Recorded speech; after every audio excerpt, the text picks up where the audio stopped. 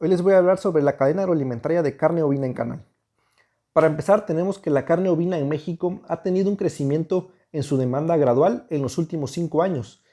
¿Por qué? ¿A qué se debe esta demanda creciente? Bueno, pues la carne de borrego es muy rica en su sabor y en su textura, en comparación con las demás carnes rojas que son la bovina y la porcina. El 95% de consumo de carne ovina se da en el platillo tradicional que es la barbacoa de borrego, como nosotros la conocemos mayormente. Y este consumo principal se da en la zona centro del país, que son los estados de México, Puebla, Tlaxcala e Hidalgo, que son los mayores consumidores de barbacoa. Pero en los últimos 3 años ha registrado un nicho de mercado interesante y creciente en estos últimos años, lo que es los cortes finos de borrego. Y este es un nicho de mercado interesante para poder darle un valor agregado a lo que es la producción del animal ovino. En la producción nacional, el Estado de México acapara el 30% del inventario nacional, seguido por el Estado de Hidalgo con el 25% y Veracruz, que se lleva el 15%. Así es, estamos dentro de los 3 principales productores de carne ovina.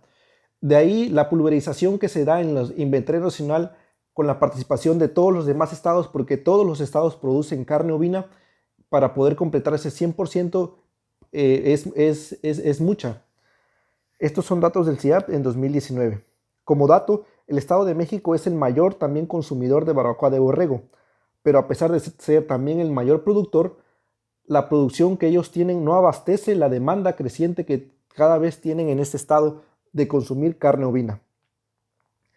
En la comercialización, los principales exportadores son Australia, Reino Unido, Holanda y Nueva Zelanda. ¿Por qué? Porque tienen los mejores sistemas de producción intensivos y tienen las mejores razas y la mejor genética en el mundo, principalmente Australia.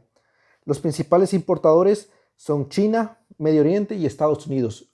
Los países que son de Medio Oriente son los que mayor consumen carne ovina debido a su dieta diaria que llevan y por su religión, que es un mercado muy bien pagado y a los cuales estos países exportadores mandan la mayor parte de su producción. China también es un consumidor de carne ovina enorme. Ellos también son productores y son líderes a nivel mundial en producción, pero su producción no abastece la demanda que tienen de carne ovina. Y Estados Unidos también es un consumidor interesante de carne ovina, pero no tan grande como lo es el mercado chino ni el de Medio Oriente.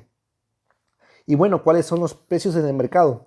El SNIMI en el 2019 registró que la carne en canal de borrego llegó a costar hasta 65.80 pesos el kilogramo.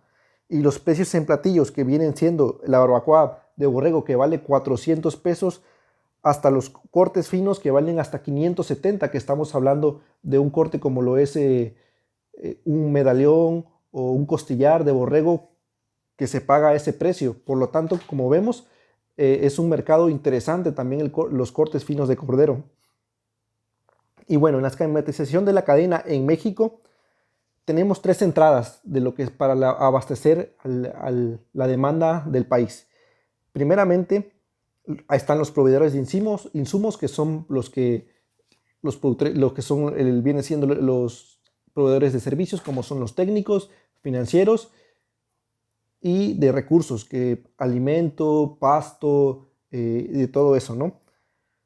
Los productores que producen para la zona centro del país, su cadena se viene por este lado y ellos mandan al mayorista acopiador y el mayorista acopiador manda al elevador de barbacoa para abastecer el consumo del centro del país, que como ya lo mencioné, el centro del país es el que mayor consume barbacoa en el país.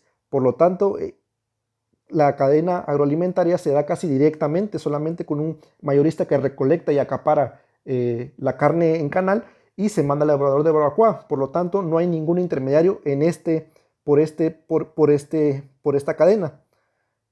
Pero a diferencia de los que producen borrego para lo que es la zona norte y el sur del país, tenemos por este lado, pasa un intermediario a otro intermediario y viene al mayorista acopiador. Entonces la carne de borrego pasa al elevador de barbacoa y bueno, ¿Qué pasa con los productores de ganado para abasto del norte y sur del país? Pues ellos están pagando por la carne en canal hasta 35 o 40 pesos a comparación de los productores de ganado para el centro del país, que ellos les pagan su carne en canal en 65 pesos. Entonces es mucha la pérdida que tienen estos productores para abastecer el mercado del norte y sur del país, que bueno, que la demanda en esos estados no es tan grande y por lo tanto no es un mercado tan interesante como lo es el centro del país. Por otro lado también tenemos los importadores de carne ovina, que como sabemos ya vimos los países de los que provienen más carne ovina, y bueno, ellos pasan al rastro TIF, que es el rastro tipo de inspección federal. Estos importadores de carne son los que ya vienen en cortes, entonces por eso pasan a un tipo de rastro tipo de inspección federal. El animal viene ya en canal, o algunos ya vienen en pie de cría, y pueden pasar ya de una vez directamente al elevador de barbacoa o a un intermediario de carne y manda al elevador de barbacoa, que es lo que el elevador de barbacoa es el que ya pasa a lo que es el consumidor final y es el que mayor acapara la, la, la compra de toda la carne ovina del país.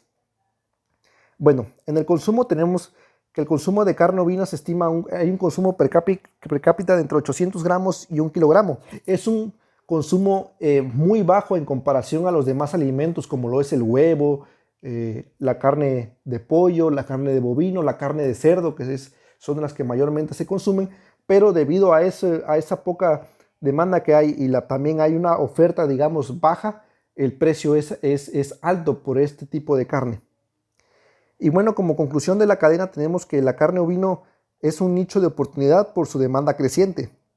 Sin embargo, hay un gran trabajo que hacer en cada eslabón de la cadena y eso nos toca a nosotros como agronegociadores, corregirla, eliminando el intermediarismo, ofreciendo servicios de financiamiento, tecnificación para mayores sistemas intensivos de producción y dar mayores rendimientos y traer muchísima más genética. Bueno, esta fue mi exposición de mi cadena agroalimentaria, espero les haya gustado. Nos vemos.